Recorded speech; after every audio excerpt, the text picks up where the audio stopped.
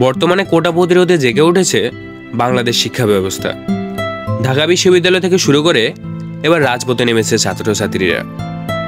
এই কোটা সমস্যার কারণে বহু মেধাবী শিক্ষার্থী তার কাঙ্ক্ষিত লক্ষ্য থেকে বঞ্চিত হচ্ছেন। এর আগে 2018 সালেও ছাত্রছাত্রীরা গর্জে উঠেছিলেন কোটা প্রতিরোধে। বর্তমান আন্দোলনকারীরা বলছেন, বাংলাদেশ কোটা ব্যবস্থার ত্রুটির কারণেই আরেকটি ছাত্র আন্দোলন সৃষ্টি হয়েছে এবং এবার একটি স্থায়ী সমাধান দরকার। আর এবার ছাত্র আন্দোলনের মধ্য দিয়ে বাংলাদেশ কোটা ব্যবস্থার চূড়ান্ত সংস্কার নিশ্চিত করতে চান শিক্ষার্থীরা।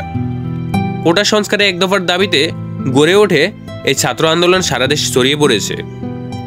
দেশের বিভিন্ন বিশ্ববিদ্যালয় ও কলেজের শিক্ষার্থীরা দলমত নির্বিশেষে এই আন্দোলনে অংশগ্রহণ নিচ্ছেন এবং তাদের পক্ষ থেকে ঘোষণা আসছে, দাবি পূরণ না হওয়া পর্যন্ত তাদের এই দাবি চলিত থাকবে।